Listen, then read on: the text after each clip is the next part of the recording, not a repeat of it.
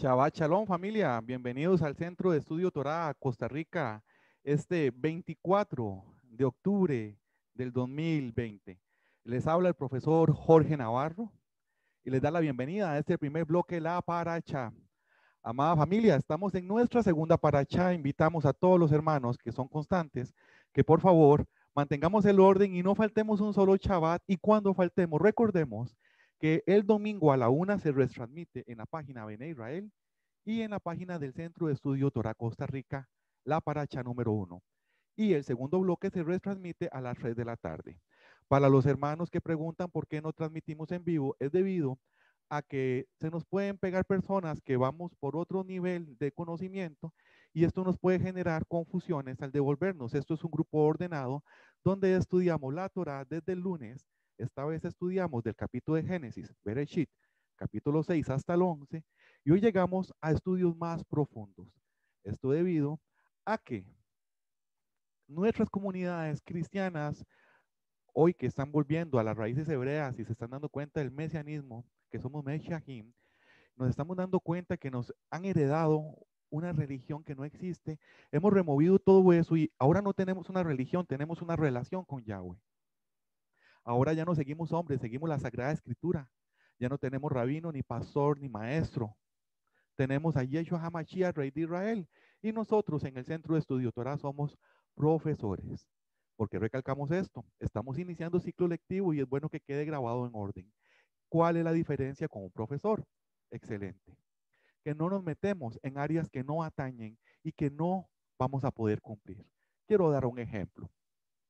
Si yo fuera profesor de inglés y ustedes fueran el primer día de la clase, ¿qué pensaría si yo, costarricense, Jorge, llego con una pañoleta con el águila calva, con una bandera de Estados Unidos amarrada a mi muñeca y hablando con acento estadounidense? Dirían que soy un ridículo. Dirían que algo está mal conmigo, porque yo puedo enseñar inglés sin necesidad de creerme gringo. ¿Qué pasa si yo fuera profesor de educación cívica y le llego vestido como Juanito Mora? Si le llego vestido como Napoleón Bonaparte, dirían, este hombre está loco. Él puede enseñar cívica, él puede enseñar política sin meterse en áreas que no corresponden. Pero eso nunca lo han analizado así en los centros de estudio de las escrituras o en las iglesias o en la quejilá. Yo soy profesor de Torah y me baso en el hebreo y también he aprendido griego antiguo para poder interpretar los evangelios. Pero que yo estudie las escrituras donde Yahweh es un santo no me hace un santo. Y hecho Hamashia dijo de todos los profesores, porque todos caemos en el mismo saco. Hagan lo que ellos dicen, más no lo que hacen. Les aseguro que soy un pecador. Por eso no deben de llamarme con títulos de superioridad espiritual. No deben llamarme rabino, no deben llamarme pastor, no deben llamarme mi guía, mi roé. Menos algo que tenga que ver con algo romántico. Profesor. Soy profesor de Torah, no significa que sea un santo, no significa que yo hable con Dios y me vaya a hacer llamar profeta como hacen los hombres. No significa que yo sea un discípulo o que yo pueda declarar, torcerle el brazo a Yahweh y cumplir los milagros que tú deseas. No, hermanos. Soy un profesor y los ancianos de la quejilá son no más que administradores. Dicho esto, con estas palabras, invito al anciano Mario y al anciano Julio que nos den sus palabras de bienvenida en ese hermoso, hermoso día de Shabbat.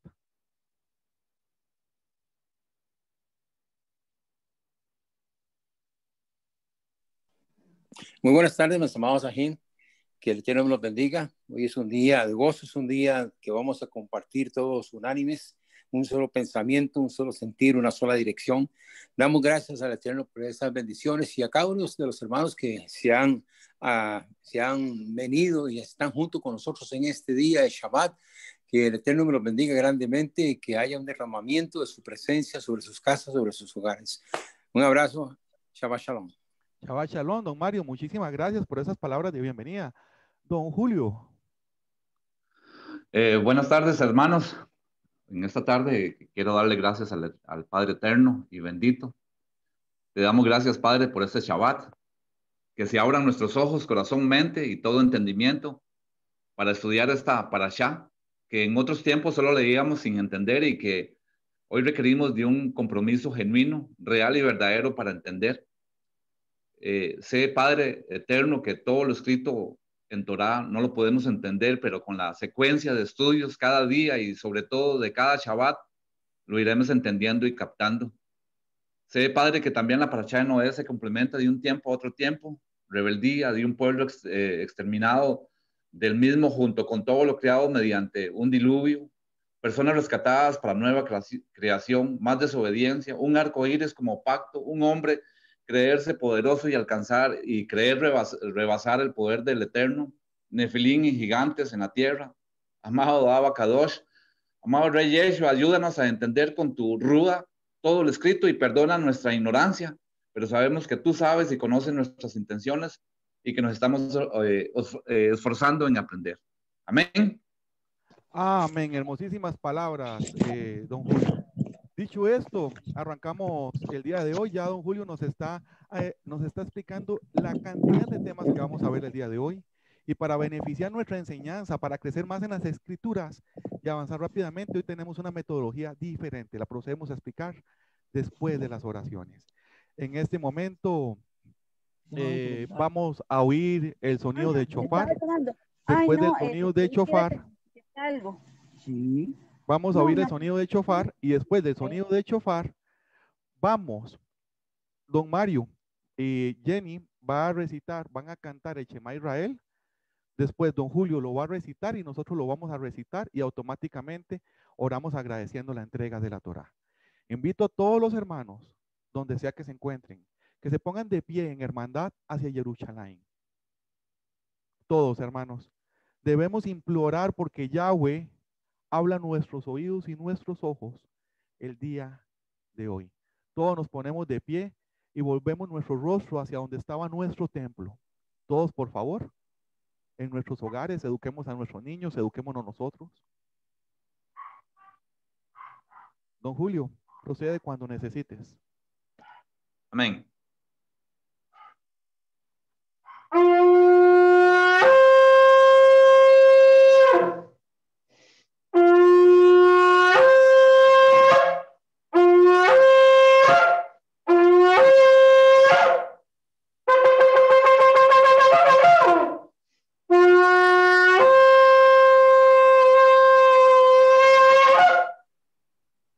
Shema Israel Adonai Elokeinu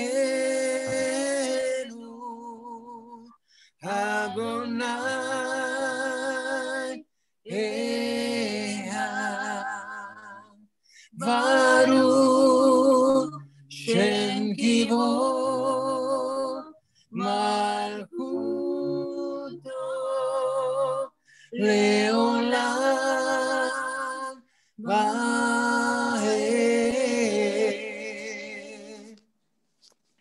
Escucha, Israel, Adonai nuestro Elohim, Adonai uno es y para siempre. Para siempre. Y amarás a Yahweh tu Elohim con todo tu corazón. Con todo tu corazón, con todo tu ser y con todas tus fuerzas. Grábate en la mente estas instrucciones que te encargo hoy.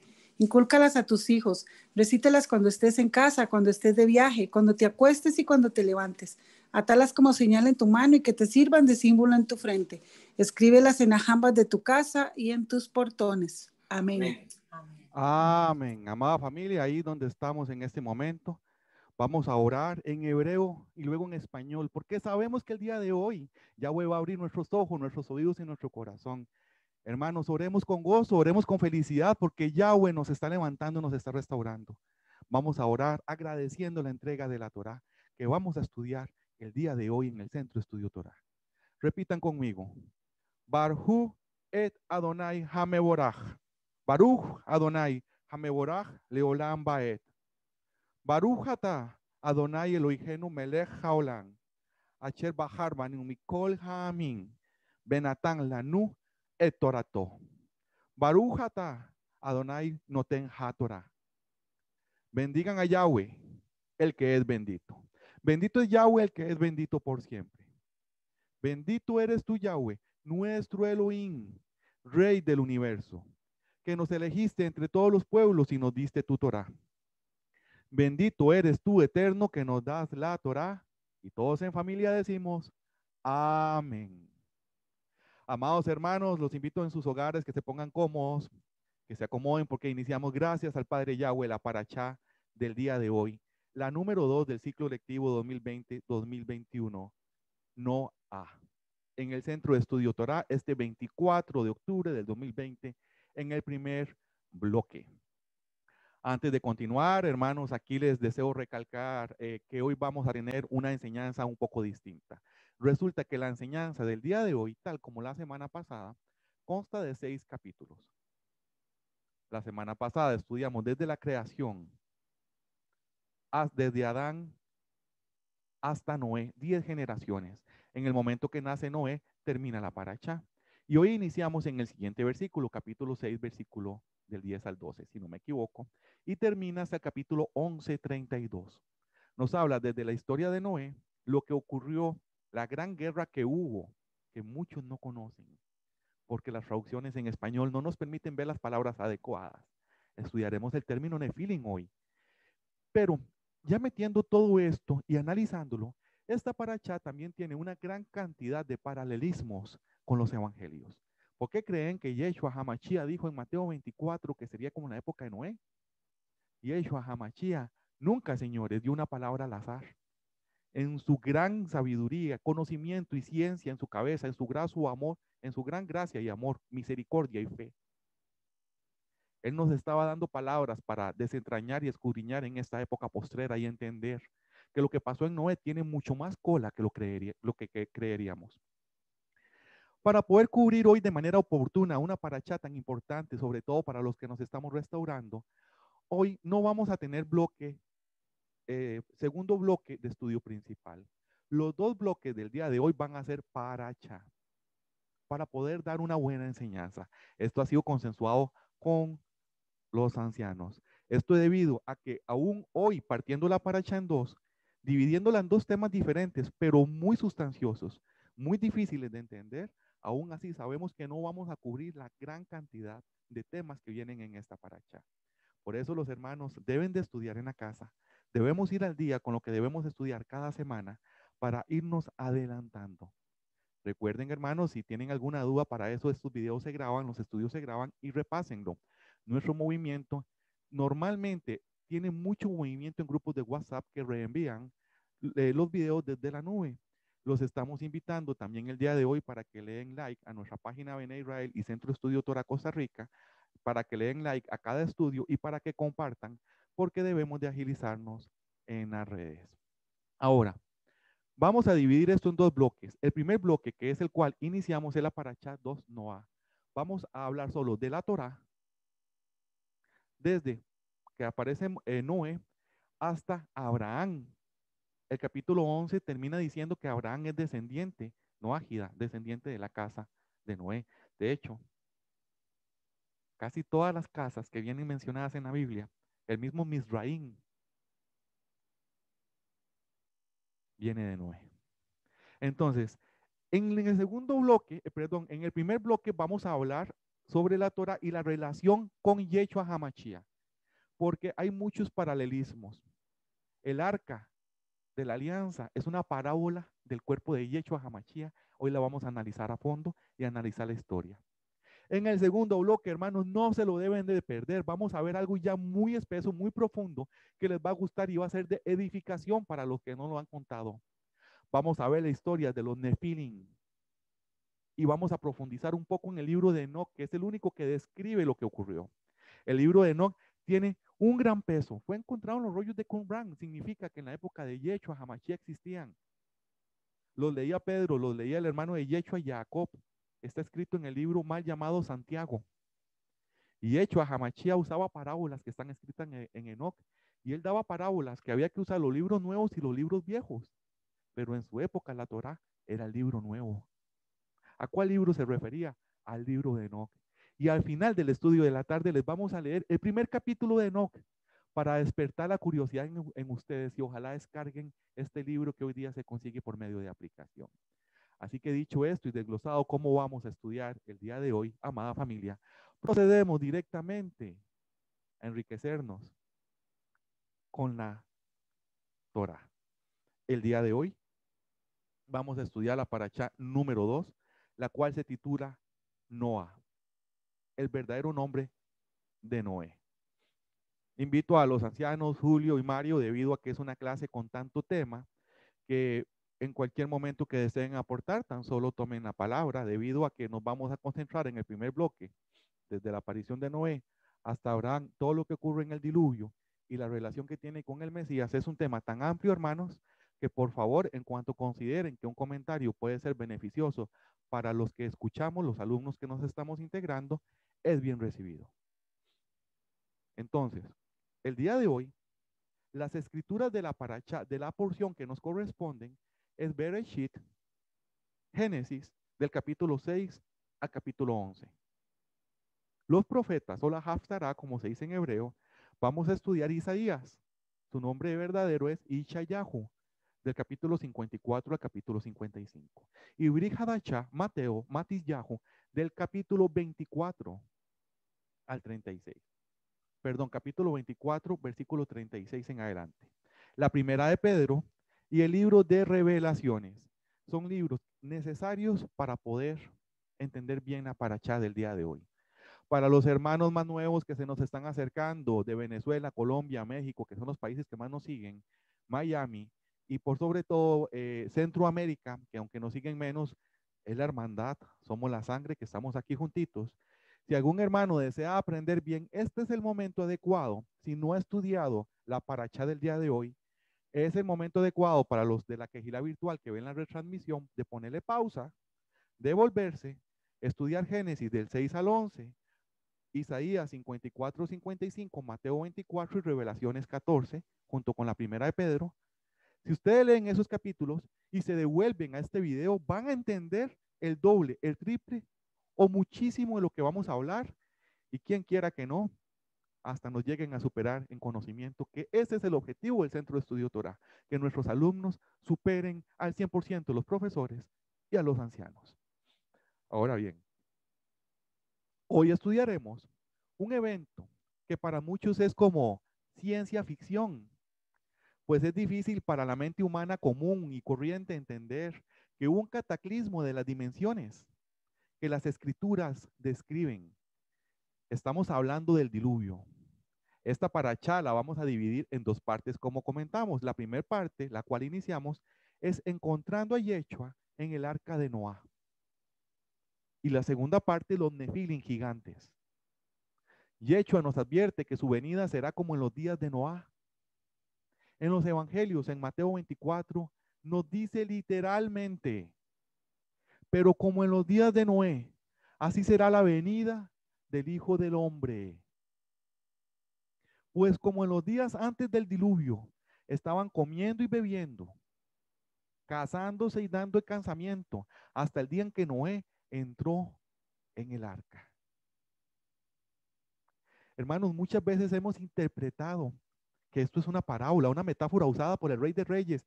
Qué tremendo error. Él nos está dando un mensaje tremendo, grandísimo. Él conocía que eran los Nefilim. y él conocía su rol profético en que él iba a ser como el arca calafateada de Brea. Porque cuando tomamos la palabra Brea, las maderas y calafatear y las traducimos al hebreo, nos damos cuenta que son sinónimos de expiación y cobertura de pecados, hermanos. O sea, hay una parábola oculta que hoy vamos a desenmarañar. Y hecho, Hamachía estaba hablando de una gran guerra y un gran acontecimiento, el cual no vemos en esta parte. Solo vamos a ver lo relacionado con la Torá y los evangelios. Aquí, donde pueden ver en la imagen, es Mateo 24, versículo 37. Pero como en los días de Noé, así será la venida del Hijo del Hombre. Abajo pueden ver que en la Reina Valera 95 dice, pero como en los días de Noé, así será la venida del Hijo del Hombre. Pero la Biblia de Jerusalén del 76 dice, como en los días de Noé, así será la venida del Hijo del Hombre. Si podemos ver que en las dos versiones no difiere, y si lo vamos a buscar de griego, no difiere. Entonces, esto es para dejarles claro, hermanos, que aunque conocemos los grieguismos y los hebraísmos, hoy es tanto tema que solo vamos a ir a la letra cuando amerite. Cuando amerite. Pero podemos ver que Yeshua HaMashiach, rey de reyes, judío por excelencia, israelita de cepa, y conocía la historia de Noé. Y nos dijo, ¿esto en qué momento? ¿En qué momento en Mateo 24 Yeshua HaMashiach habla? Esto es muy importante y lo debemos de tener claro. Fue el último día que el rey Yeshua HaMashiach estuvo en el templo con vida. Esta fue la última prédica que él dio en el templo. Pocos días después muere. De hecho, es el mismo día que sale diciendo del templo que no quedará piedra sobre piedra y se dirige con sus discípulos al Monte de los Olivos. Resulta que ese día, el que lee Mateo 24 se está dando cuenta que es un resumen de la gran tribulación. Él nos narra desde el sufrimiento que sufrirán los apóstoles hasta los dolores de pacto, que es cuando los dolores de parto, que es cuando se levantará nación contra nación, guerra mundial, lo que ocurrió el siglo pasado, que terminó en la creación del Estado de Israel. Nos continúa hablando sobre el día de las trompetas, pero nos da una señal. Será como en los días de Noé. ¿Cómo eran los días de Noé? Voy a hacer un resumen de este punto. En los días de Noé, Noé recibió el diluvio en el año 600. Y dicen libros antiguos que desde que él era niño se sabía que él venía para un cataclismo. Significa que por más de medio milenio, él estuvo diciendo que venía un cataclismo y fue ignorado. Igual a estas épocas. Diremos que viene un cataclismo y seremos ignorados, seremos un poco que tenemos que hacer un gran trabajo, pero para poder interiorizar un poco más, debido a que es una paracha tan difícil, hoy nuestro amadísimo hermano Julio nos va a dar un resumen magistral. Significa que él no va a leer, él va a hablar lo que ha estudiado, lo que conoce desde hace años sobre esta paracha. Nos va a contar lo que pasó desde el momento en que Noé es llamado a dedo alzado, nos va a dar rasgos, rasgos principales hasta en el momento que aparece Noé. O sea, don Julio hoy nos da un resumen textual de la paracha sin tomar en cuenta el evangelio y los nefilim, que lo veremos en el segundo bloque. Para que todos aterricemos, no tenemos la capacidad de leer 6 capítulos en hora y media. Así que don Julio, la palabra es tuya. Sí.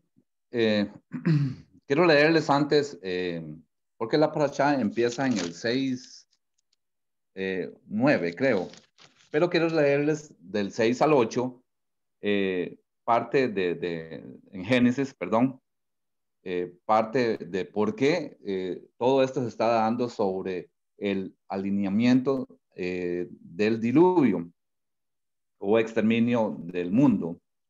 Dice Génesis 6, cuando los hombres comenzaron a aumentar en la tierra y les nacieron hijas, los hijos de Elohim vieron cuán hermosas eran las hijas de los hombres y escogieron mujeres de entre los que les agradaban, pero Yahweh dijo, mi aliento no permanecerá en el hombre para siempre, ya que él no es más que carne, que se le concedan solo 120 años.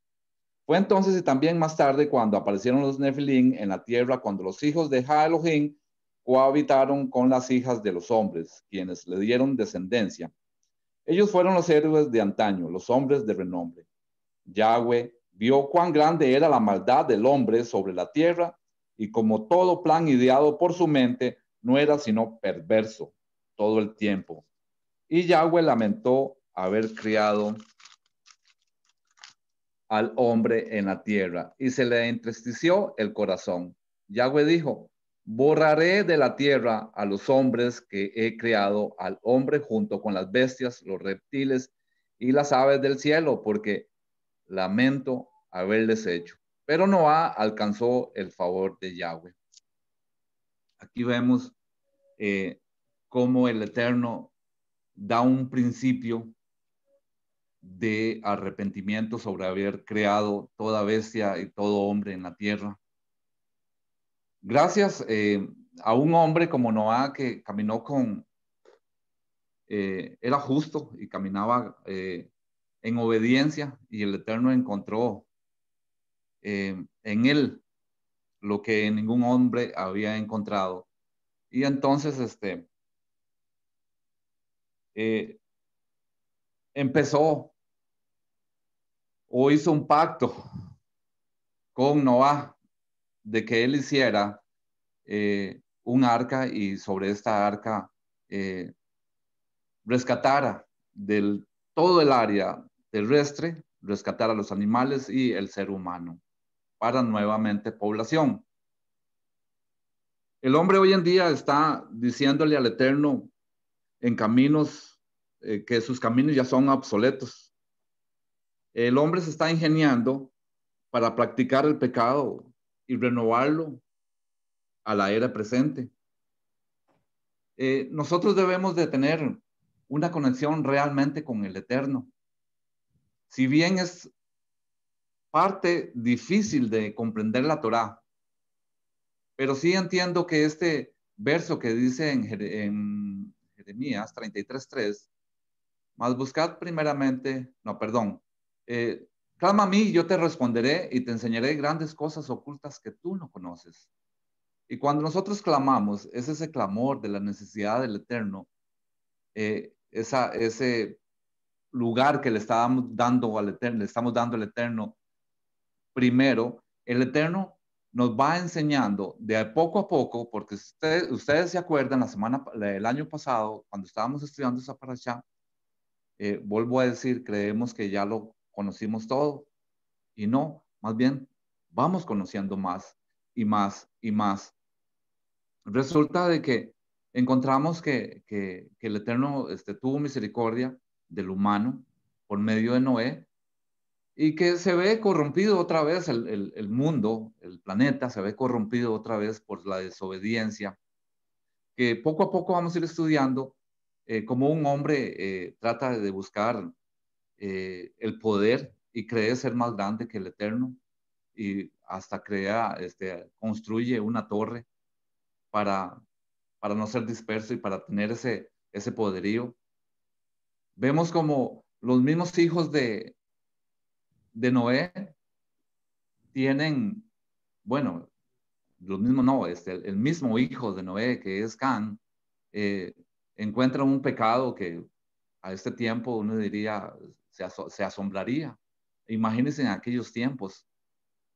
Encuentra uno que hasta el mismo Noah pecó mediante la primer borrachera que se encuentra en la Biblia, en la Torá, quiero decir, perdón.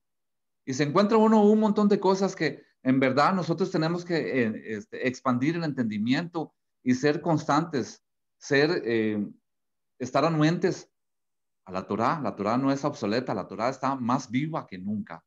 La Torá nos enseña, y por eso es que somos como estamos, somos lo que somos hoy, estamos como estamos, buscando del Eterno. Es un compromiso, es duro, y fuego va a caer sobre nosotros si en realidad nosotros obviamos. Nosotros no podemos decir, no, mejor me devuelvo. No, ya no hay vuelta atrás. Nosotros tenemos que, ser puntas de lanza. En estos tiempos, nosotros tenemos que llevar la palabra a todas aquellas personas que no lo conocen. Vieras qué bonito que es cuando alguien tiene un poquito de curiosidad y se siente uno satisfecho, se siente uno orgulloso de que lo que ha aprendido uno puede aportar. Y este es el momento, esta es la oportunidad que nosotros tenemos de aprender. Si no lo hemos aprendido, preguntemos. Si no hemos, si nadie tiene la respuesta, escudriñamos. Pero sobre todo nosotros tenemos que dar ese buen testimonio de nosotros, dar ese buen testimonio de que la Torá está más vigente que nunca. Tenemos que dar el buen testimonio de que no son los nombres, que es un nombre, que es Yeshua, que Yeshua es la Torá viviente, que Él es el agua, que Él es la puerta, que Él es la luz, que Él es todo. Nosotros tenemos que dar toda esa, toda esa, todas esas palabras, toda esa información para que también el mundo, porque no es para todo el mundo, son para unos pocos y esos pocos les llegue la palabra de nosotros.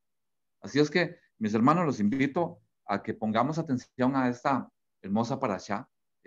Yo sé que si nos ponemos a estudiar la parashá, no vamos a durar 1 hora y media, vamos a durar 1 mes y medio estudiando solamente esta parashá, porque vieras la fuente de información que hay, todos los libros. Uno cree que solo de la Torá, pero hay libros como, ¿cómo se llama este libro que me mencionó Jorgito ahora? El libro de De Enoch. Enoch, de Enoch, sí. Son el libro de Hazer, y hay otros libros, hay otras Biblias que no nos han dado. Hay una Biblia por ahí que es, se me olvidó el nombre. Entonces yo estaba buscando información y cada vez se va ampliando más estas informaciones. Como también he encontrado que el hombre, por llenarse de sabiduría, y yo la encuentro sabiduría falsa, va dando información falsa, muy relacionado, pero falso. Entonces tengamos cuidado por el camino que caminamos, porque está lleno de espinas, está lleno de piedras, y resulta de que nos engañan. Así es que tengamos cuidado y pongámosle esmero, pongámosle amor y corazón, y sobre todo la obediencia, para entender todos los preceptos, los estatutos, las enseñanzas que nos tiene el Eterno para nosotros en este día y en el tiempo venidero. Así es que, amén. Amén. Muchísimas gracias. Hermanos, como nos ha dicho don Julio, esto es algo que se debe de estudiar, que tiene muchas aristas. Entonces, para entrar en calor, vamos a dar un resumen. Vamos a usar ahora también el libro de Enoch por una única razón. Está en las cuevas de Qumran. Significa que es de la época en que el Mesías caminaba. Hay otros libros que no. No promovemos en el Centro de Estudio Torah ningún libro que no tenga trazabilidad científica, o sea, que no se pueda demostrar, como el libro que menciona don Julio, el de Hazer. Lo pueden leer si quieren, no es recomendable porque no podemos asegurar de que era la época de Yeshua. Más, uno puede ir ahí para encontrar qué dicen las épocas actuales. Recuerden, escudriñamos todo, retenemos lo bueno, desechamos lo malo. Y verifiquen que nosotros nos podemos equivocar y es tarea de ustedes. Ahora, ya para entrar en tema, ¿qué fue lo que pasó con Noé? Si tenemos que resumir tantos capítulos debido a lo que nos comenta el hermano Julio. El inicio es muy importante. Dicen que habían grandes hombres de renombre. Esos son pésimas traducciones. Realmente, hermanos y a mano alzada, lo que pasó en la época de Noé fue que varios ángeles vigilantes que tenían que cuidar al hombre vieron a sus mujeres, sintieron envidia porque Yahweh nos permitía hasta pecar y resarcirnos. Un ángel cuando peca cae y nunca más se volverá a levantar. En ese momento esos ángeles caídos descienden y procrean con las mujeres obteniendo nefilim, que eran mutantes entre espíritu y humanos. Y está también en la Torah, en las traducciones no permite verse. Estas personas que hicieron eso tenían poder sobre el plano material, por eso podrían procrearse. Y dice, la Torah eran hijos de Elohim. Eso lo veremos en el segundo bloque. Entonces, todo lo que conocemos como la historia de Noé es porque había una guerra interna en el planeta Tierra. Habían humanos, nefilim, ángeles caídos conviviendo, y el humano se volcó hacia el mal. Empezamos a matarnos y nos hicimos como los ángeles caídos.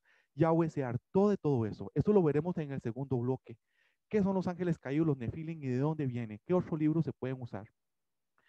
Entonces, dicen que Yahweh llega al punto donde dice, me arrepiento de hasta haberlos creado. Me arrepiento del hombre, me arrepiento de los animales, me arrepiento de todo. Voy a provocar un gran diluvio. Y en ese momento aparece Noé, 10º desde Adán. Décimo desde Adán. ¿Cuándo fue que empezó a ocurrir la gran corrupción? En la época del papá de Enoc. Enoc es el séptimo desde Adán. Y Enoc, y en varias partes de la Torá y el libro de Enoc dice que en la época de su padre fue que se corrompió la tierra en la época de Noé. Entonces nace Adán, los hombres en esa época vivían cerca de 900 años, 1000 años. Nace Adán, tiene al sexto que es Jared. Al Adán ser tan longevo, obviamente conoció a todos. En ese momento, el sexto, que es el papá de Enoc, se llamaba Jared. En la época de Jared, descendieron los vigilantes, ángeles caídos, Hasatán, y pactan con Jared y descienden del monte Hermón y enredan a las personas y causan una gran guerra, causan que el hombre se corrompa. En ese momento, Yahweh pone un freno 4 generaciones después. Enoc, que es el séptimo, tiene un libro porque él es llevado a los vigilantes que se mantuvieron fiel a Yahweh. Lo veremos en el segundo bloque. Entonces, Enoc sigue su camino, va con Yahweh y 3 generaciones después llega Noé. En el momento que nace Noé, probablemente Adán, Jared, Enoc, Matusalén, todos estaban vivos. Todos ellos se conocieron, vivieron y sabían que era un linaje que venía desde Adán, creación de Yahweh. Entonces, con Noé, Yahweh ya no soportó el comportamiento humano y causó un gran diluvio. No, hizo que preparara un arca de madera de gofer y se calafateó con brea. Ahí metió 7 animales limpios, y una pareja de los animales impuros. Metió 7 animales, 7 ovejas, metió 7 tipos de diferentes de aves que se pueden comer, 7 tipos de reses, y solo metió 2 animales impuros de cada especie. Ahora bien, se sabe que en el momento que ocurre el diluvio, hace unos 4 o 5 mil años, el 90% de la humanidad estaba concentrada en el Mediterráneo y cerca de la zona de África y Egipto. Significa que con solo se inundara cerca del Mediterráneo se estaba acabando con la humanidad, y eso dice la ciencia. La ciencia dice que hubo un gran aumento de aguas hace unos 4 o 5 mil años, por eso es que las pirámides y las esfinges de Giza tienen agua hasta ciertos metros. Muchos nos han enseñado que es un diluvio, solo agua llovida. No es así. Dice la escritura que empezó a llover torrencialmente, pero se reventaron las fuentes de las aguas. El planeta Tierra tiene un equilibrio hidráulico. Las fuentes de las aguas tienen grandes presiones. De hecho, hay corrientes marinas debajo del mar. Hay corrientes de kilómetros que llevan una velocidad impresionante, y kilómetros arriba hay paz, porque debido a la geografía del planeta Tierra se forman corrientes. Yahweh desató todo eso y subieron los niveles de las aguas. Y solo Noé, el cual había trabajado desde muy joven porque sabía que él tenía que vivir un cataclismo, cuando tenía 600 años, se metió con su mujer, sus 3 hijos y las 3 mujeres de los hijos a esa embarcación. Durante días estuvieron a la marea, a su suerte, hasta que descienden en el monte Ararat. En el momento que descienden, vuelven los hombres a salir, vuelven los hombres a procrearse, vuelven los hombres a esta tierra. Muchos dirán, pero debían de existir otras culturas, puede ser tal vez muy lejanas, pero es casi imposible. Usted puede, dentro de la misma Torá, que de los 3 hijos de Noé sale Misraín, Egipto. Religiones que dicen mantenerse fiel a la Torá, que niegan a Yeshua, le han enseñado a la gente que ellos no son de nuestra casa. También podemos ver que Tubal, que es de Grecia, desciende de Noé. Está escrito. Canaán es un descendiente de Noé. Así que cuando fuimos a tomar las tierras de Canaán, nosotros, Israel, una tribu mucho más nueva que tenía 500 años de existir desde Israel, estábamos peleando contra nuestra familia ancestral. No coman cuento, hermanos. Estudien Torah, que ninguno de esos son nuestros enemigos. Una pelea familiar, lo que venimos librando hace milenios, por no capacitarnos y escudriñar la escritura. Un buen ejemplo que me gusta dar, sobre todo hoy día, hablan pestes contra la casa de Ismael, hablan pestes contra lo que hoy día llegan a hacer los árabes. Qué tremendo error. Dice la Torá que Ismael es el primogénito de Abraham. Viva Ismael, que era guerrero, lo era. Habitaría a la derecha, al oriente, donde habita hoy día. Los pueblos árabes más fieros viven a la derecha, Medio Oriente, al oriente. Que serían como 12 tribus y serían 12 estrellas. Y para el que conoce más sabe que Yeshua HaMashiach los va a redarguir a ellos en su momento cuando aparezca como guerrero, porque solo un guerrero podrá doblegarlos a ellos. Y a como la casa de Ismael será traída a la luz, que es la Torá, en el milenio, lo mismo con la casa de Yehudá que no cree, lo mismo con la misma casa nuestra cristiana que se desvió, que ya no son ni cristianos, eso no hay que llamarlo ni mesiánico ni nada, porque ya está hoy día, dice su César, el Papa, que se pueden casar entre hombres. Entonces, podemos ver que todo esto sigue siendo, a final de cuentas, una guerra interna. Y esta para nos permite ver que estamos en una gran guerra familiar y que hablar contra las naciones va a causar división, donde tenemos que decirle más bien a la gente, somos la misma casa, pero crecimos en paganismo. A menos de que usted no sea humilde. Pero que hasta donde yo entiendo, todos estamos volviendo a las raíces de Yahweh, Yeshua, el Shabbat y los 7 días solemnes en esta generación, después de que se nos olvidó el nombre, el día, la fecha y todo, tal como dicta el Salmo 20. Entonces, ocurre esa historia. Vamos a ver más tarde que la historia no fue que Yahweh de antojadiza quiso acabar la tierra. La gran guerra que ocurre y cómo se lo veremos en el segundo bloque. Pero vamos a estudiar ya en la paracha cosas que debemos dominar y entender claramente para poder crecer en conocimiento que difieren de lo que nos han enseñado anteriormente. Entonces podemos ver que hasta Yeshua HaMashiach habla de Noé y dice que esta época postrera será como en esa. Pero qué importante hablar de que se están dando en casamiento, en comidas y no.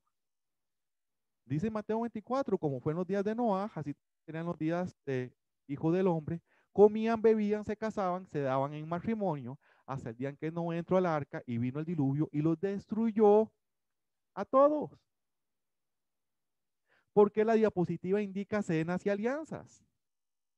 Porque en el tiempo de Noah, en la cultura del Medio Oriente, era sumamente idólatra.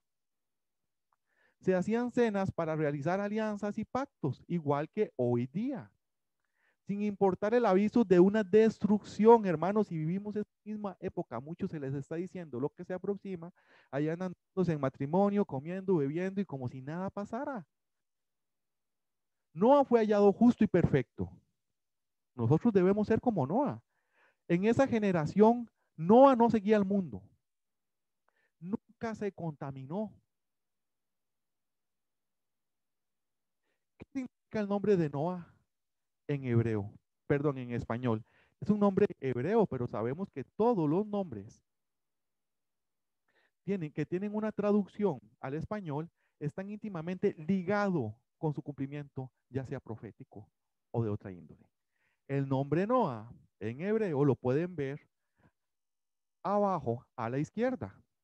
Noah significa descanso, reposo.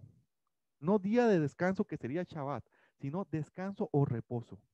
Está escrito, vivió Lamec 182 años y engendró un hijo llamado Noah. Lamec es el 9º desde Adán. Tenía 82 años cuando engendró a Noah, diciendo, este nos aliviará de nuestras obras y del trabajo de nuestras manos a causa de la tierra que Yahweh maldijo. O sea, desde que nació Noah, ya la tierra estaba maldita, se sabía que venía un cataclismo. Entonces, Adán es el primero de la línea. En el sexto, que es Jared, se pervierte todo. Caen ángeles caídos y empiezan a procrearse con mujeres. El séptimo de Adán es Enoc. Enoc recopila toda esa guerra que está escrita en el libro de Enoc, que veremos en la segunda parte. Pero desde ese momento nos avisan que habrá un cataclismo.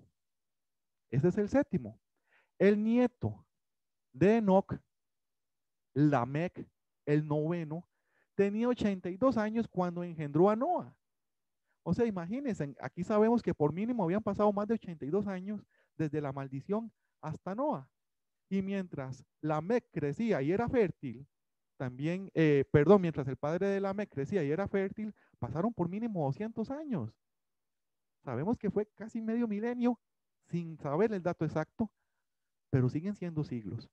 Entonces, dice, vivió Lamec 182 años y engendró un hijo y llamó su nombre Noach, diciendo, este nos aliviará de nuestras obras, del trabajo de nuestras manos, a causa de la tierra que Yahweh maldijo. Bereshit capítulo 5, versículo 28 y 29.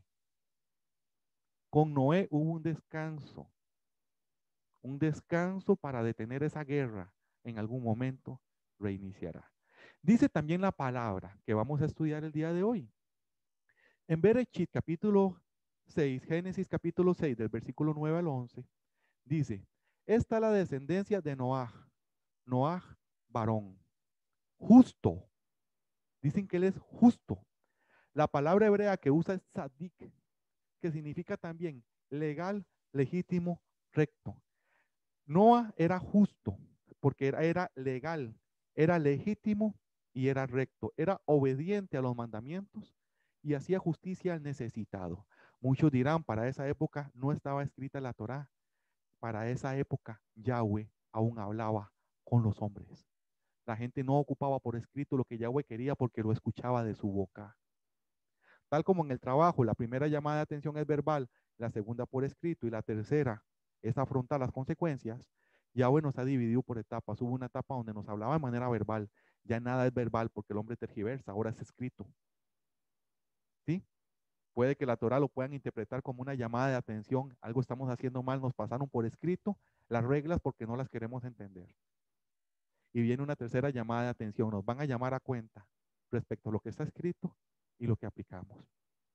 Y si usted desea pasar la prueba, tiene que ser justo, legal, legítimo y recto como Noah. La palabra sadik, que pueden ver en hebreo, también es la palabra que se usa para Melquisedec, el justo, sadik. Melquisedec fue un sacerdote al cual el mismo Abraham bendijo y le dio el 10% de todo. Era el sacerdote que comandaba el pueblo de Shalem, que hoy día es Jerusalén. El segundo sumo sacerdote, el sumo sacerdote que reconstruyó el segundo templo en la época de Daniel, los medopersas permitieron reconstruir el segundo templo. Partieron el alcalde Zorobabel y el sumo sacerdote Yeshua ben Yehozadak. Significa Yeshua el justo. Es una palabra tremendamente grande donde nos están diciendo que no es justo. Sadik es que él era legal, él era legítimo, él era recto. Y también nos dice, él era perfecto. Tamín. En el hebreo la palabra tamín es completo, entero, sin contaminación. Vean que tiene ligamento con la comida kosher. Recordamos que cuando estudiamos la comida kosher, este año lo vamos a estudiar en la paracha número 25, vemos que hay conceptos de pureza e impureza, ¿verdad? Pero él no tenía contaminación. Vemos entonces que también con solo usar esta palabra, él debía de seguir ciertas alimentaciones y cosas que no están escritas, que se aplicaban en ese momento. Debemos intuir, eran aprendidas, porque caminaban y conocían la casa Yahweh. Eso significaba, si él era perfecto, que no se mezclaba, vivía separando lo santo de lo profano y no se contaminaba. Queremos ser como Noah, en esta época debemos serlo. Entonces, en resumen, hermanos, y pongan atención, sobre todo si hay niños, por favor, pongan atención a estas palabras. Debemos ser obedientes a los mandamientos y hacer justicia al necesitado para ser justo como Noé. No debemos mezclar lo santo con lo profano para no contaminarnos. Sigue diciendo la escritura algo muy importante respecto a Noah. Nos dice en Bereshit Génesis 6, versículo 8, nos dice la escritura conceptos que muchos nos han enseñado son nuevos, nos han humillado con el concepto de la fe, la gracia y la misericordia. Pablo Shaul hablaba de eso por todo lado y la primera iglesia. Y nos han hecho hasta creer que son conceptos cristianos heredados nuevos, que nos inventamos un montón de conceptos. Hoy vamos a aprender que la fe, la gracia y la misericordia son conceptos de la época de Noah. Sí, señores, desde la época de Adán estos son conceptos básicos. No son conceptos que hemos desarrollado en los últimos siglos, cuando surgió el cristianismo y hasta cuando se torció el cristianismo. No, señores, son conceptos de la época de Noé que debemos retomar en esta época, porque tal como dice Yeshua, estamos en una época que es igual a la de Noé. Esto lo usan mucho, sobre todo las personas de la casa de Israel que no aceptan a Yeshua como el Mesías. Siempre nos ofenden diciendo que la gracia no es válida. Entonces, ¿por qué Génesis capítulo 6, versículo 8 dice que Noé halló gracia y usa la palabra gen, que significa aceptación, favor, gracia? Sí, señores, tal como lo entendemos en español, delante de los ojos de Yahweh. Es la primera mención de la gracia. Esta palabra gracia en hebreo es gen, como pueden ver se pronuncia gen, aceptación, favor y gracia. Y es interesante que en la Torá ya existe el concepto desde la época de Adán, no como nos dicen que la gracia comenzó en los evangelios. Eso es un tremendo error. Hasta nos han hecho ver que la Torá es diferente a la gracia y que sin gracia no puede haber Torá, sin Torá no puede hacer gracia. Le dicen a la Torá ley. Señores, la gracia es un concepto de la Torá. ¿Cómo van a ser términos diferentes? Muchos es por leer escritos de Pablo que son muy difíciles, que el mismo Pedro, oigan, hermanos, Pedro, uno de los capitanes de Yeshua, respetado, hasta se enfrentaban. El que Yeshua dijo, tú serás mi pescador de hombres. ¿Cómo vamos a dudar de las capacidades de Pedro después de que Yeshua lo pulió como un diamante? Y el mismísimo Pedro, que el día que querían atrapar a Yeshua, agarró una espada y empezó a pelear. Ese hombre fiero, que no va a dar palabra suave por darla, ese hombre educado por Yeshua Hamashia, una jamaxá sin levadura, pan sin levadura, decía. Pablo es difícil de entender. Los indoctos, los que no conocen, tergiversan las palabras de Pablo. Por Dios, un discípulo hecho pecador de hombres dice que lo que hablaba este fariseo judío y romano llamado Shaul era algo de entender, algo difícil de entender hasta para él, hermanos. No se crean esa mentira que la gracia quitó la Torá o la ley. Si la gracia es parte de la Torá, lo estamos viendo en esta paracha, mi amada familia. Si nos dijeron otra cosa, está bien, aceptemos que nos equivocamos y qué importa. Hoy, 24 de octubre del 2020, pues sabe que en el Centro de Estudio Torá estamos estudiando que son conceptos iguales. De aquí en adelante, no vale mantener el error. Tristemente, muchos enseñan que la Biblia se divide en dos testamentos. El antiguo, con ley, que te esclaviza, y el Nuevo Testamento, que representa la gracia. Aprendiendo y escudriñando la bendita Torá, pues verificamos que la gracia siempre estuvo presente desde Bereshit, desde Génesis. Veamos otro ejemplo en el Tanakh. Tanakh es como se dice a lo que llaman Antiguo Testamento. Torah son solo los primeros 5 libros de Moshe. Tanaj son todos los libros metiendo los profetas como Isaías, Daniel, etcétera, y los libros históricos como Crónicas.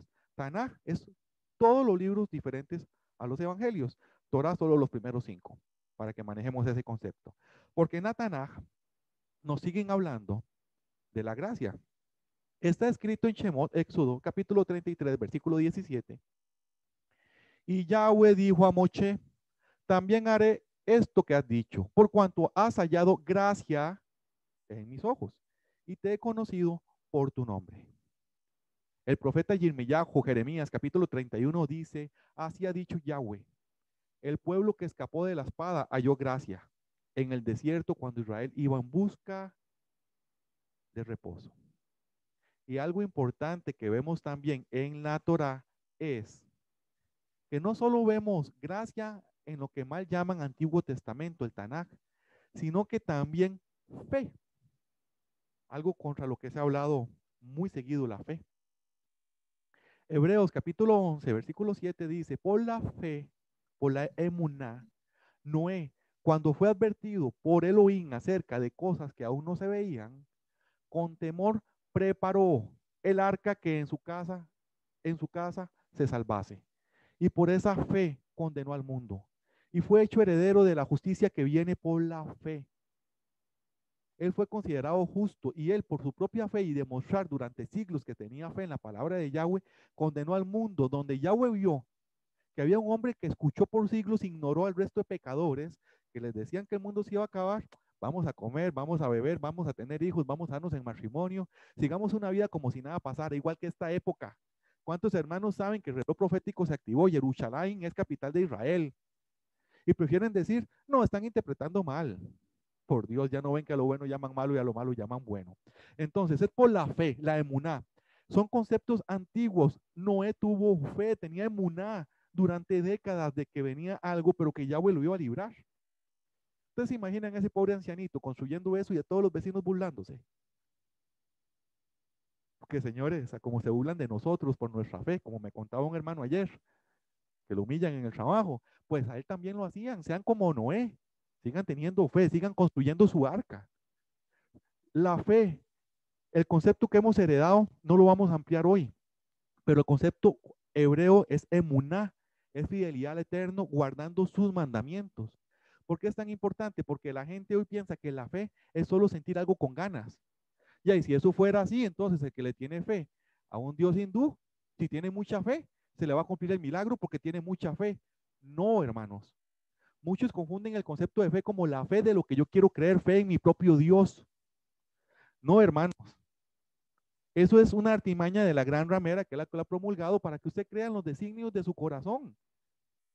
Para que tú te enredes y que si tu propia fe te dice que el yeso y el palo te va a orar un milagro, tenés un santo en la sala. Y para esa gracia pongan un perro de cerámica en el corredor y tengan fe que va a cuidar la casa. No, hermanos. Y mi palabra es muy dura y no la corrijo. Además, es válido darle a la gran ramera, que es la que promueve esto. La fe, la emuná que tuvo Noé fue a las palabras de Yahweh. La fe no existe.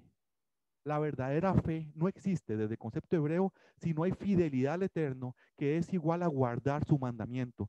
Usted puede tener fe de lo que conoció antes. Si usted camina con Yahweh, diga, yo tengo fe, pero entienda el concepto de emuná. Yo tengo fe a como se recibía en el hebraísmo.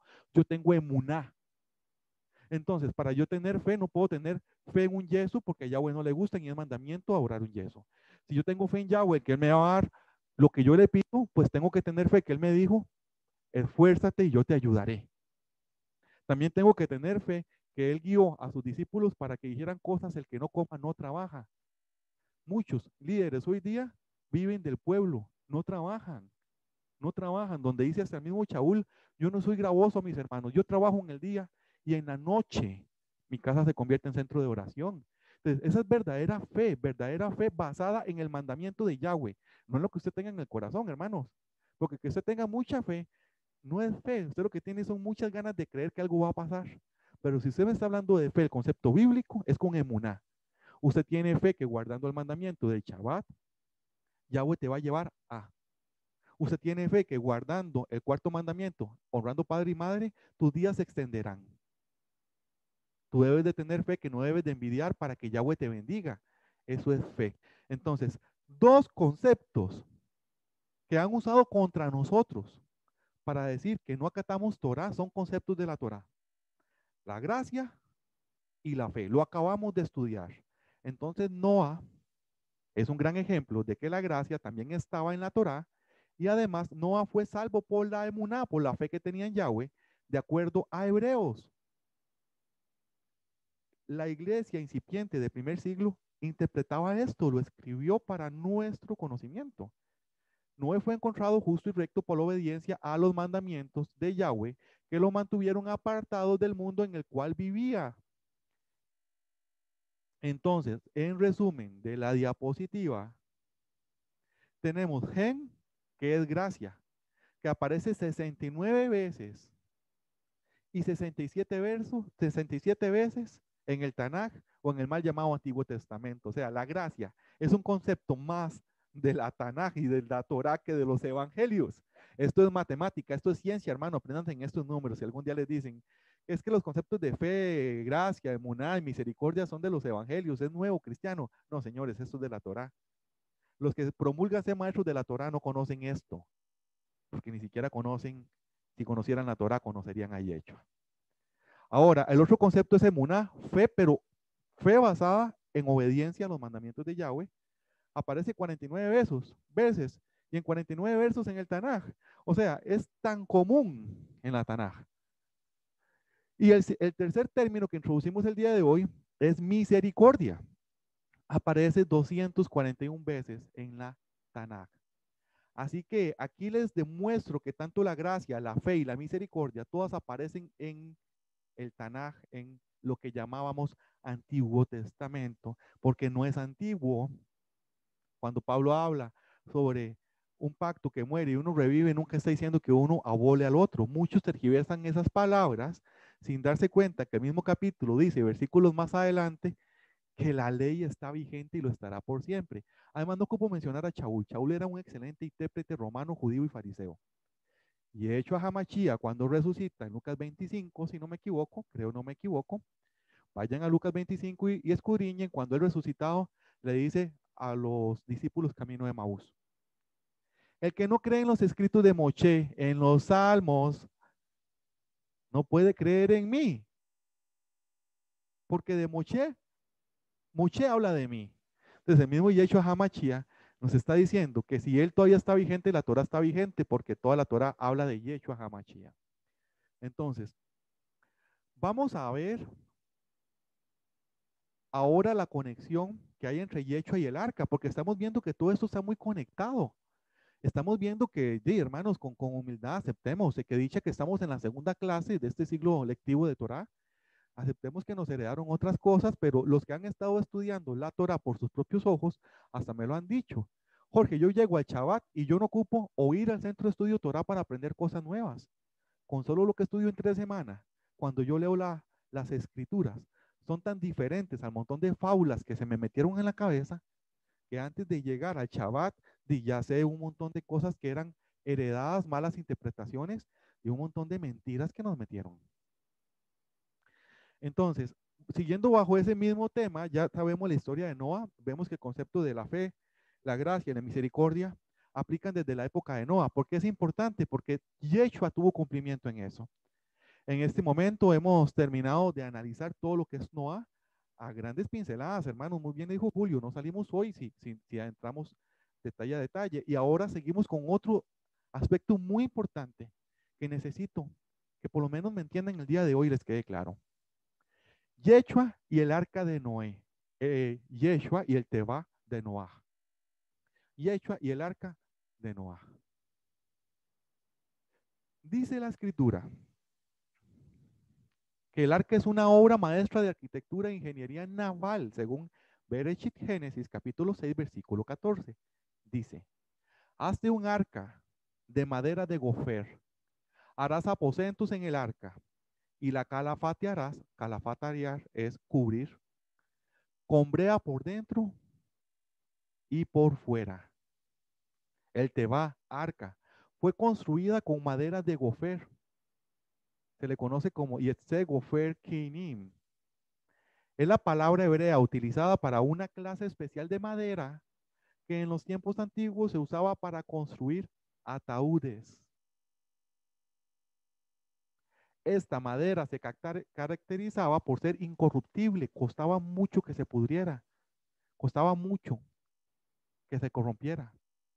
El Teba, el arca, entonces era una especie de ataúd gigante, curiosamente. No es que lo era, sino es que se usaba una madera que se usaba para ataúdes, significa que adentro se podía contener muchas cosas y que el arca venía para larga duración, tal vez para durar varios siglos mientras se construye sin podrirse, tal vez para soportar una gran marea y agua torrencial sin desarmarse.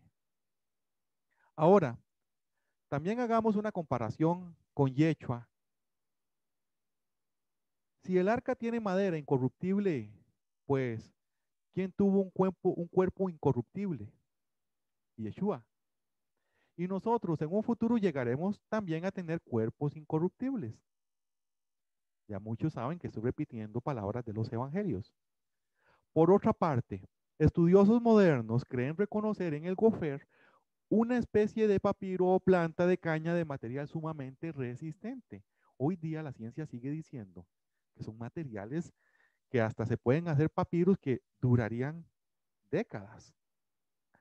Otro de los materiales usados para la construcción del arca fue la brea, la madera de gofer y la brea. ¿Qué es la brea?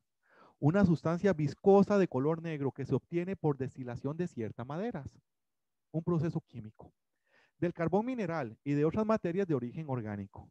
Se hace un proceso químico con madera y productos orgánicos y se emplea tanto en la medicina, en la fabricación de plásticos, en los aislantes y pinturas protectoras. El que conoce la brea sabe que es negra y muy oscura y densa.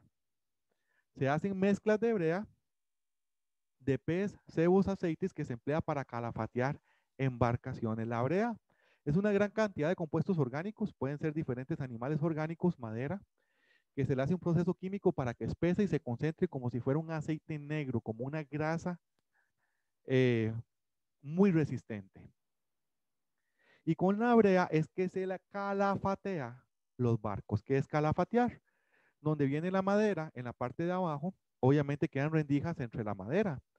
Es muy fácil que por ahí entre el agua o vayan a haber fugas. Pero desde la antigüedad sabían si cuando pegaban la madera, echaban brea y al terminarla pasaban una capa externa e interna de brea, hasta se le podía aplicar temperatura, calor y se volvía dura y quedaba sellado. El agua no puede degradar.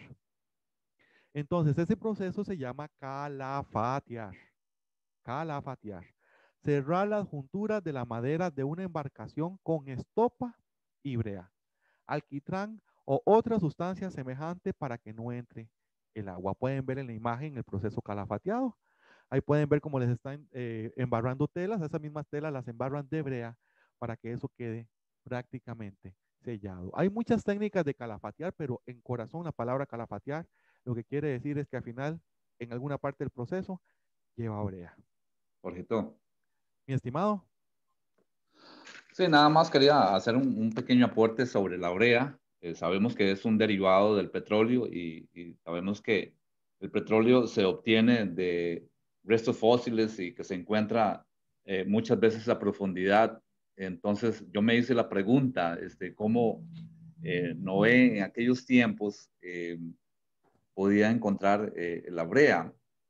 En tiempos más actuales, hablemos de hace unos 300, 400 años o más quizás, sí se usaba ese método de la brea que lo usaban con otros materiales y resulta que al contacto con el agua la madera se expande y se sellaba.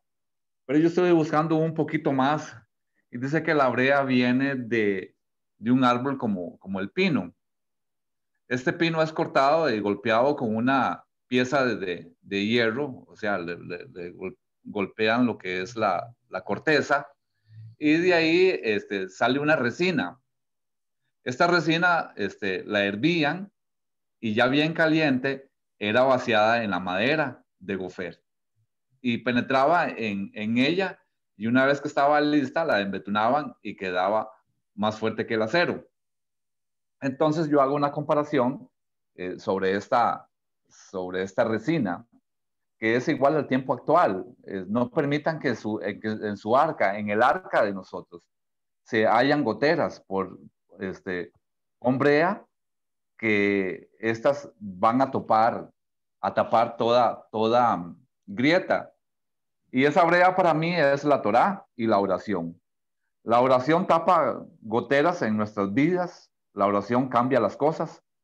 Eh, también sabemos que esa brea, en este tiempo lo estoy hablando en un tiempo lo estoy hablando en una forma de hipótesis, pero que funciona. Y esa brea también viene siendo Yeshua. Él nos permite muchas cosas, Él no deja salir muchas cosas, Él es fuerte. Entonces, ese era mi aporte.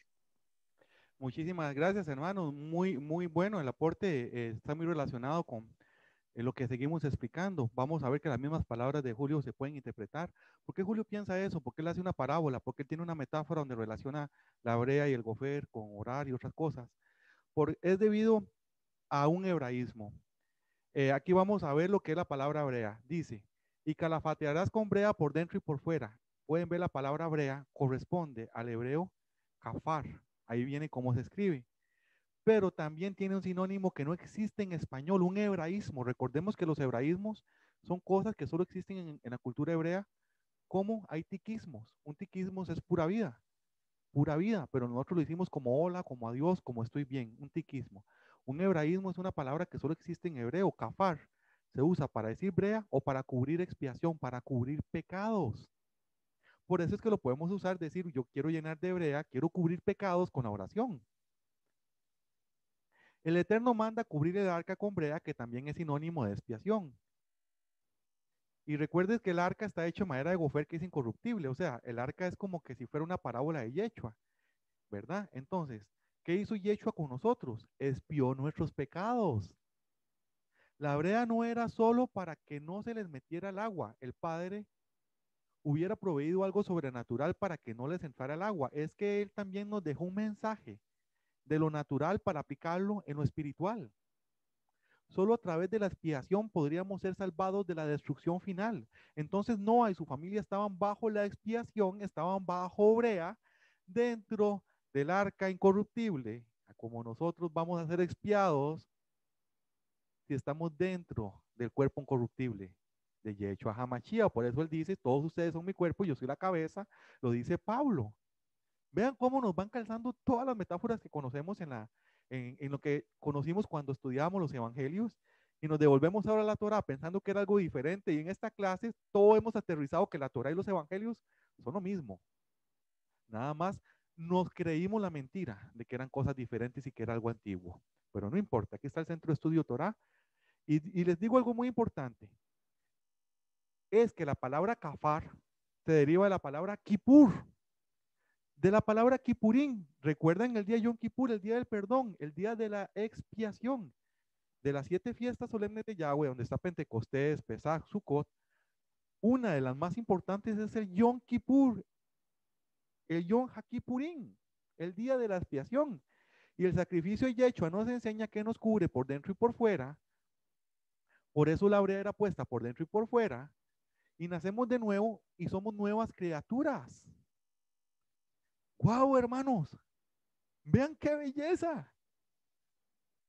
Nos faltaba repasar la Torah, la vamos a entender. En la misma segunda clase sabemos que en las otras 52 lecciones le vamos a poner ganas.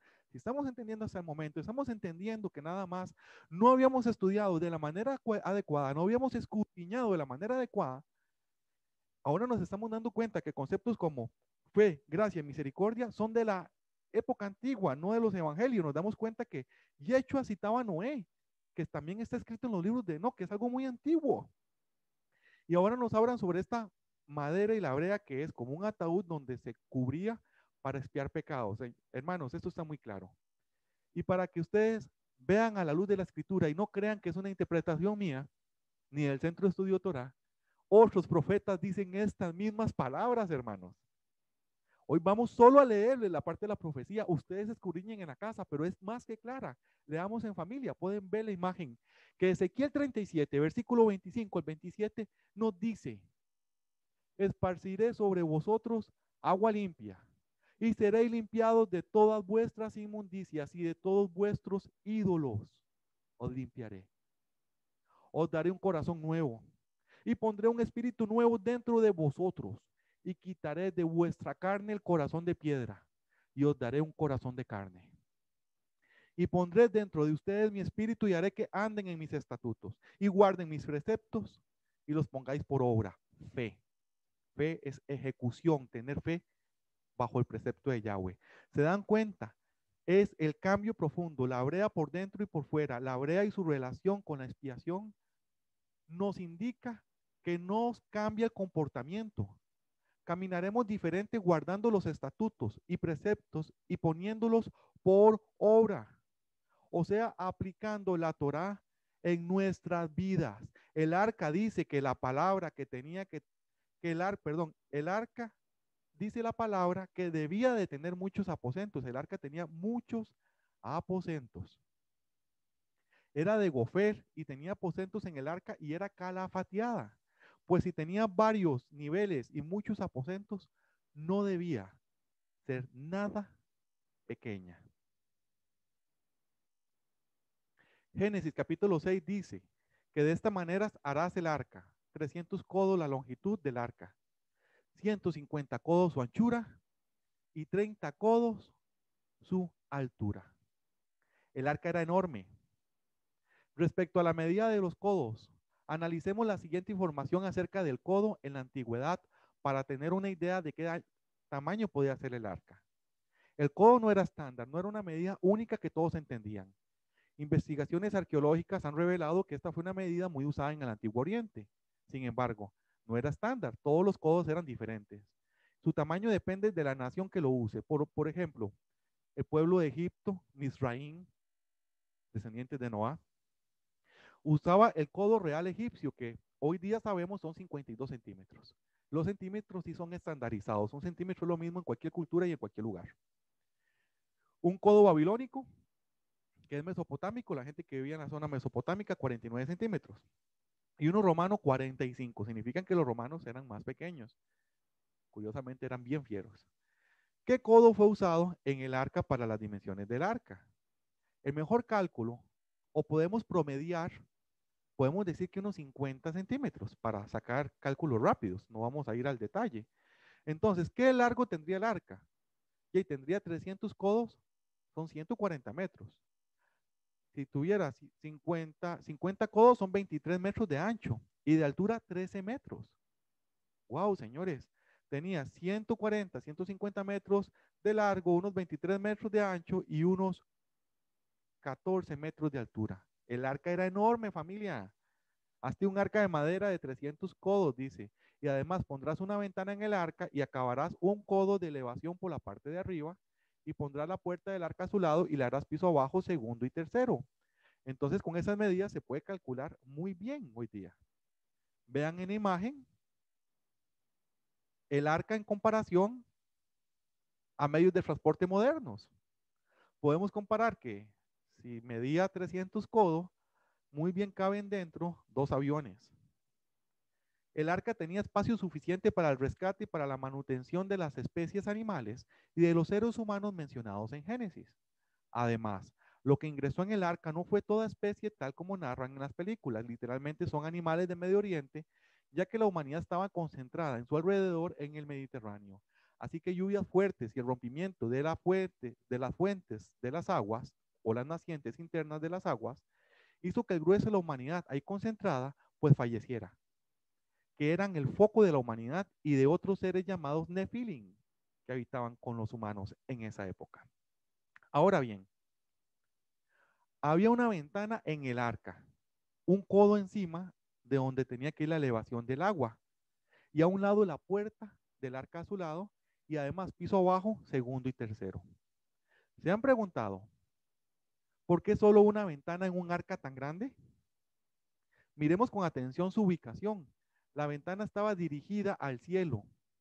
Cuando entramos a Yeshua, al arca, tenemos acceso a una ventana que mira al cielo y que nos permite conocer el Padre y la revelación de su palabra. Vean qué parábola más bonita. Estas son parábolas teológicas para entender más. Que hasta Yeshua aplicado y vimos que los profetas. Vean qué belleza. Vean qué belleza, hermanos. Solo había una entrada sin ventanas a un costado. Aquí pueden ver una alusión al día en que todos los seres que debían salvarse entraban al arca. Solo tenía una puerta y una ventana. Pondrá la puerta del arca a su lado. Qué curioso que Yeshua HaMashiach nos decía que él era la puerta. En Yohanan capítulo 10, versículo 9 dice, yo soy la puerta. El que por mí entrare será salvo. Entrará y saldrá y hallará pastos. De más decir que ahora que leemos la Torah más despacio y vemos que coincide con los evangelios, Yeshua siempre estuvo hablando Torah. Si le decían, maestro, maestro, ¿maestro de qué? Si no existían los evangelios. ¿Maestro de qué? Si él era un israelita, maestro de la Torah, maestro del Tanaj. Él hablaba puras parábolas que hoy día estamos retomando. Aquí vemos estas parábolas. Ahora, cada vez que oigamos que nos diga, yo soy la puerta, todos sabemos que está diciendo, usted entra por mí para que la única ventana que existe en mí vea al cielo y cubriré dentro de mí, que es mi cuerpo incorruptible, todos tus pecados con brea, con perdón. ¡Wow! Increíble.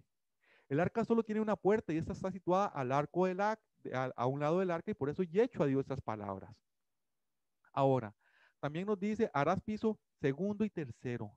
Aquí pueden ver los animales, pueden ver la distribución interna. El arca tenía 3 pisos. Yahweh se había manifestado al hombre a su creación de 3 formas. Yahweh el Padre, Yeshua su palabra en forma de hombre y el Espíritu Santo, o Ruach HaKodesh, su espíritu que nos consuela y enseña. Claro, entendiendo que el espíritu es el mismo Yahweh, su Ruach HaKodesh en hebreo. Ese espíritu que desciende puede ser el mismo Yeshua. Ese espíritu no es un ente pensante diferente a Yahweh, es el mismo Yahweh. Significan que entonces el espíritu lo puede usar Yahweh o Yeshua, pero son Yahweh o Yeshua. No quiere decir que exista teologías de 3 personas. Hay personas que creen que el Espíritu Santo tiene pensamiento propio y que se mueve por sí. No, es el mismo Yahweh.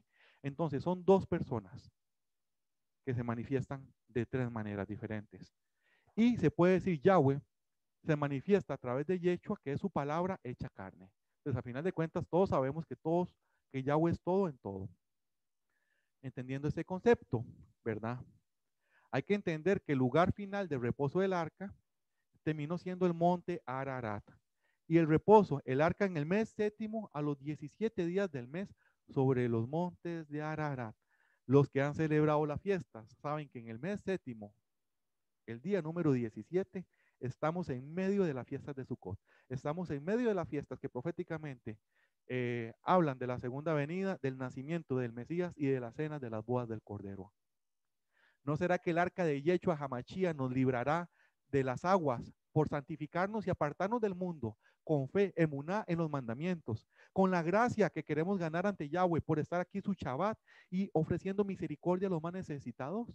¿No será que vamos a entrar en ese cuerpo incorruptible cubiertos por el pecado y Él nos librará y nos dejará libres en Sukkot, en las cenas de las bodas del Cordero? Hermanos, se los repito, esto es interpretación teológica del Centro de Estudio Torah para hacer la metodología de enseñanza más bonita, pero no me pueden negar que calza tan bonito, que casi que se puede decir, es una teoría profética cumplirse. Es más, me atrevo a decirlo. De acuerdo a las enseñanzas de Yahweh, que se celebra ese día, Sukkot. ¿No es increíble el significado? Una vez destruido el mundo lleno de pecado, el arca y Yeshua reposa exactamente en Sukkot para celebrar su cumpleaños, su toma del poder en su circuncisión, el milenio y las bodas del Cordero. La profecía nos dice que cuando Yeshua retorne a la tierra y destruya los ejércitos del antimesías y los que enseñan malas enseñanzas, descansará del milenio, comenzará con la misma fiesta e iniciaremos el día de descanso, el Shabbat. Vamos a descansar. Noah. Bellísimo, familia, bellísimo, familia. Aquí pueden ver una imagen de donde ven las estrellas el monte Ararat, actual Turquía. Y si estimamos que estábamos cerca de Israel, significa que desde Israel hasta esa estrella fue movida el arca del pacto. Pueden ver que al norte de esa estrella también vemos agua, significa que son tierras bajas, las cuales se tuvieron que haber inundado si el Mediterráneo se inundaba. En esa época, eso fue lo que ocurrió. Así que, amada familia, esperamos que les haya gustado la primera parte de la Parashá Noah, ofrecida este 24 de octubre del 2020 por el Centro de Estudio Torah Costa Rica. Es algo increíble todo lo que hemos visto. Hemos visto la historia de Noah, cómo la fe, la gracia, la misericordia, conceptos que nos quisieron dar a entender, son nuevos, son antiguos. ¿Y por qué es tan importante lo que pasó con Noé? ¿Por qué es tan importante entender esto? Porque hasta vemos un lineamiento profético exacto con Yeshua Hamashia. Y el mismo Yeshua Hamashia dice que esta época, la postrera, será como la época de Noé. Nos conviene sobremanera entender cómo era la época de Noé. Ya vimos qué pasó en Noé, ya vimos cómo fue que se ejecutó la escritura. Ahora lo vamos a traer a todos en el presente en el segundo bloque. ¿Qué fue esa guerra con los ángeles caídos? ¿Qué fueron los Nefilim? ¿Por qué no viene tan directo en la Torah? O si viene, si hermanos, viene literal, si se lee en hebreo. Antes de continuar, para dar cierre a este estudio del día de hoy, invito al hermano Mario y al hermano Julio que den sus puntos de vista de lo estudiado hasta el momento. Yo quiero tomar la palabra, si me lo permiten. Claro. Quiero dar una reseña porque sí estudié bastante y y como este estudio es tan extenso, pues cuesta abarcar todo en una sola. Entonces yo lo hice así como en un resumen, y quiero hablar sobre otro tema que es muy importante y que viene precisamente en esta parashá. Empiezo. Dice que muchos cristianos inocentemente adhieren a prácticas religiosas sin al menos escuchar que en realidad repiten algunos de los mismos actos rituales de culturas paganas pasadas. La conmemoración de la Navidad y el culto a su árbol son ejemplos de como muchos son eludidos por la religión. Para hablar de la Navidad es preciso regresar al tiempo de Noé después del diluvio. Voy a hablar aquí de este momento de Can.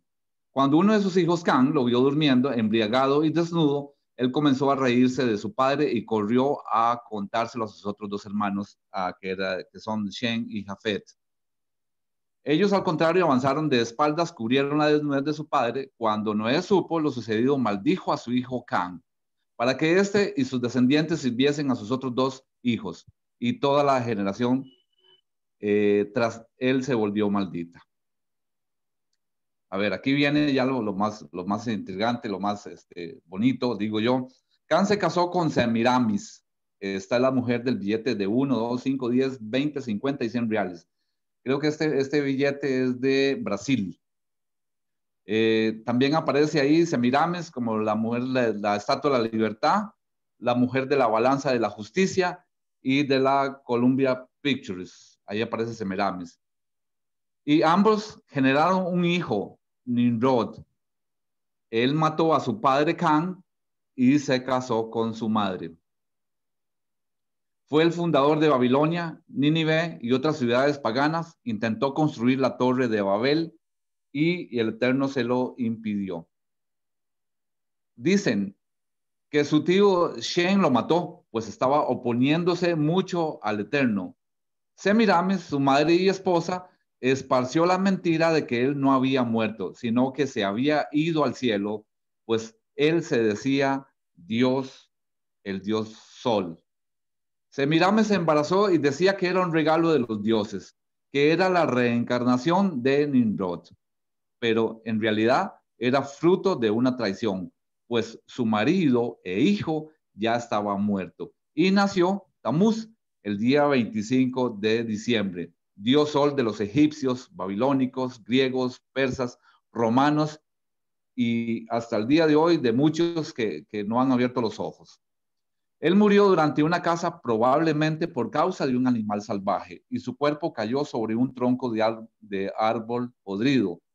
Su madre decía que este tronco había nacido un pino y todos los años, el 25 de diciembre, era común que las personas llevaran un pino al interior de sus casas, y lo decoraran con oro, plata como símbolo del renacimiento de Tamuz. Las sacerdotisas ayunaron y lloraron durante 40 días y 40 noches la muerte de Tamuz. Al pie del pino y al final de ese periodo, ellos agradecieron unas a otras haciendo intercambio de regalos, los cuales eran depositados a los pies de ese pino. Todos los años, el 25 de diciembre, era conmemorado Navidad, nacimiento de Tamuz.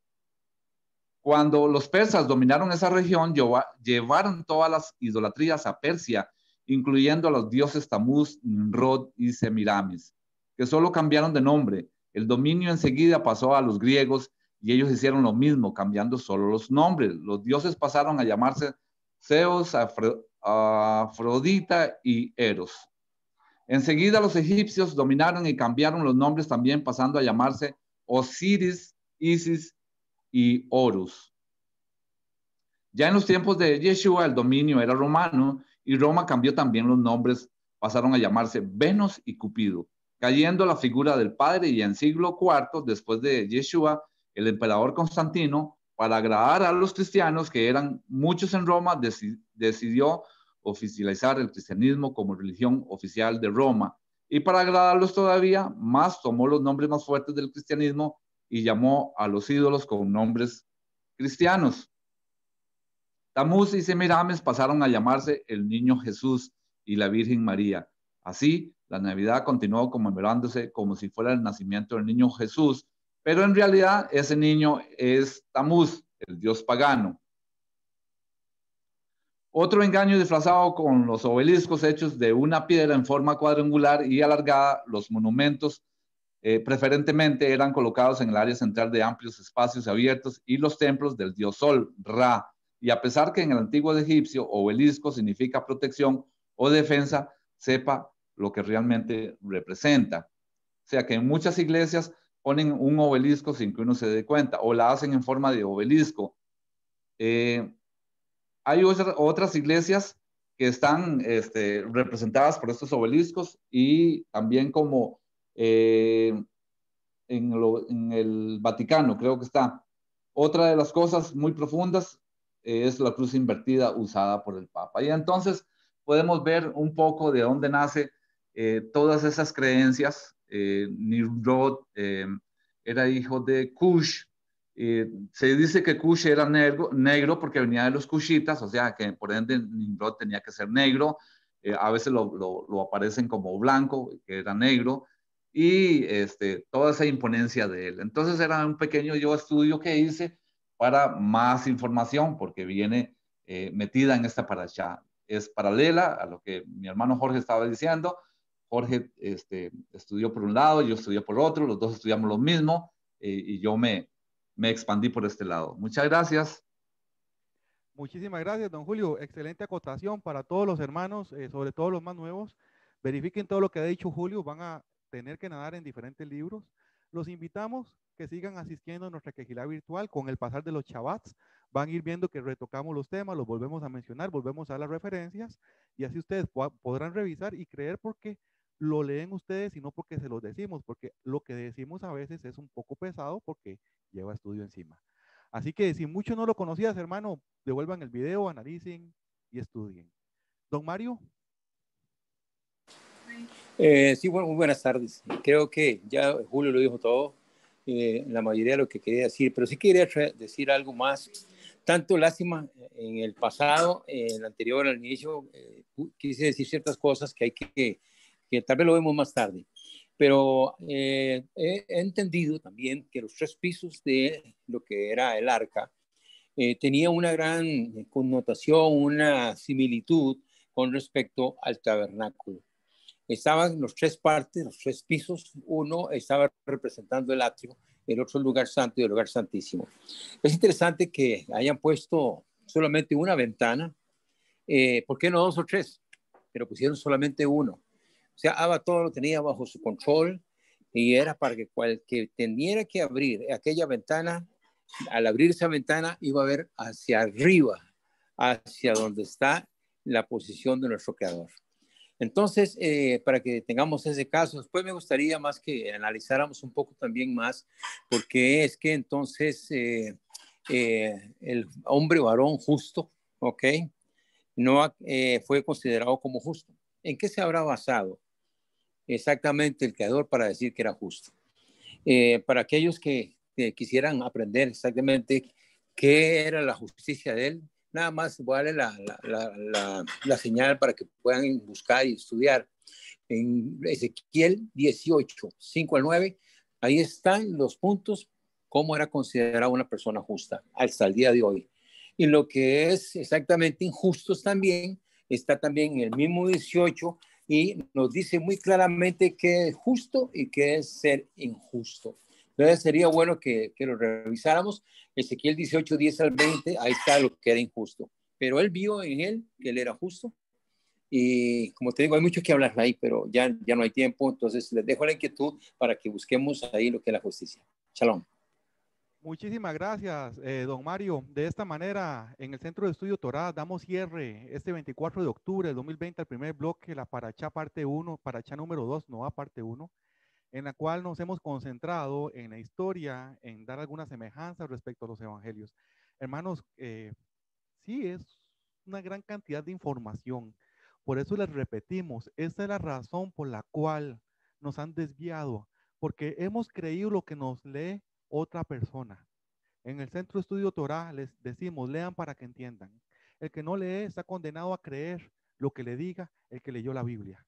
Y como tú no conoces el corazón del que está leyendo o su ingenuidad, porque puede que tenga buen corazón, pero si le falta ciencia, puede que no tenga las mejores interpretaciones. ¿Por qué? no leer directamente. Los invitamos a que sean lectores. Además, los invitamos a todos los presentes que nos sintonicen, a los que están en vivo, a las 4:20, porque vamos a tener el segundo bloque de la Parashá 2 Noah, los Nefilim, la gran guerra que inició en Noé, y vamos a ver las referencias y cómo se verifica y por qué aún está vigente y es la que estamos retomando en estas épocas. A los hermanos que nos siguen en las páginas en internet, transmitimos el segundo bloque el domingo a las 3 de la tarde.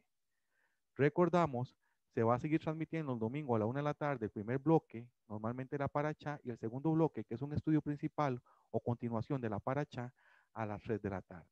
No lo hacemos en vivo, puede que se realice a mediano plazo, pero hasta el momento es como se está moviendo la quejilá virtual.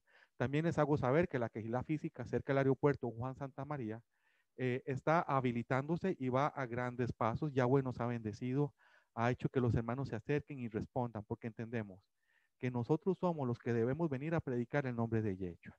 Hermanos, nadie en el mundo, somos un poquito, nadie está predicando el nombre de Yeshua. Y si nos callamos nosotros, Yeshua viene. Sus prédicas las van a gritar las piedras. Pero qué vergüenza que una piedra grite más alto que nosotros el nombre de Yeshua, nosotros teniendo boca. Así, los invitamos a que sean parte de nuestra quejilá virtual y de nuestra quejilá física como hijos de Israel que somos, y nos despedimos en este momento. Los invitamos a que vean la segunda parte y les damos las gracias por haber puesto atención. Así que hermanos, nos vemos en el siguiente bloque.